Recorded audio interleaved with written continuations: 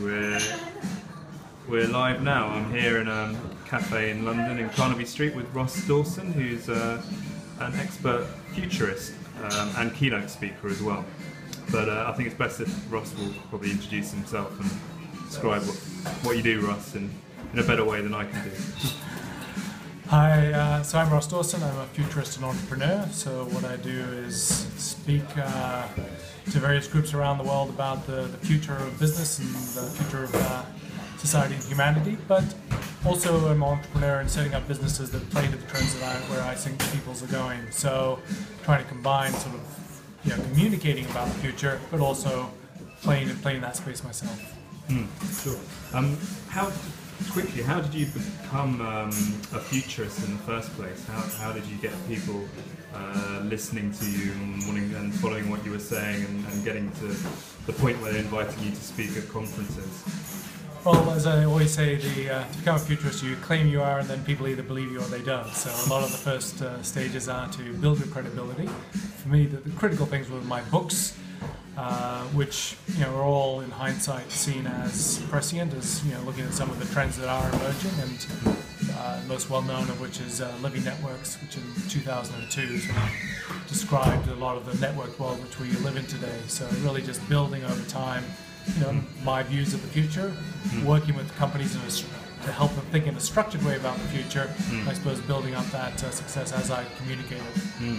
So with these distributed networks now, how do you see the successful companies of the future? What structure will they have, and how will they look? Some aspects of traditional organization will maintain. We will not entirely dispose of office space, for example. We still have some degrees of hierarchy, and there are some organizations will still not go broke even if they don't change as quickly as they can. Yet there will be a lot of shifts in the more dynamic, and many of the more successful organizations are shifting to far more distributed organizations, using talent externally, being able to build effective networks within their organizations.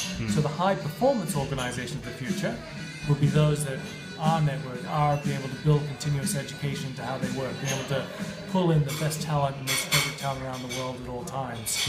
Other organizations will necessarily go broke, but they will be heading that way if they don't follow those trends. I mean, you obviously analyse a lot of the trends in respect of digital media and social media generally. Specifically in relation to social media, how can you see that impacting on businesses in the future? This, the word social media, I think, will fade away over time as it really becomes embedded into everything. But the whole nature is, again, the more successful organizations are the ones that treat their customers as communities, which are not just reaching out to them, but helping them to connect, to create value for the community of their customers, and indeed their suppliers and those around them. So the social aspects of how we buy, indeed this idea of social shopping or social buying, is fundamental. We research, we understand, we make buying decisions through our friends, through our social networks, and so organizations need to understand and help engage with that. So social will be embedded into, again, those effective, well-networked organizations, and indeed tapping into the networks and creating value for their customers as communities. And finally, you've been an expert, or you are an expert in looking at professional service firms and specifically the legal sector and law firms. How do you see technology and current and future trends impacting on how people practice law and how traditional law firms operate? One of the big questions is the degree to which the traditional, very large law firm structures will be maintained. So they've been challenged on many fronts by distributed professional models.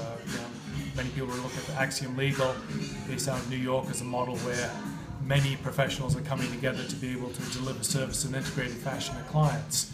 So there are reasons, particularly to have global firms where clients can get consistency of advice and service across a number of domains, and particularly a number of locations. Yet that has been challenged, and particularly in terms of the culture, the ways in which they're able to attract talented people into them. And we're going to see a far bigger shift to this modularization of professional work, where part of it gets done in-house, part of it gets done by people around the world as is most efficient and tapping the best talent. So more and more we'll see the distributed delivery of professional services as gradually eroding the more traditional models. Brilliant. Okay, we'll wrap it up there, but thanks very much for joining me. Real pleasure.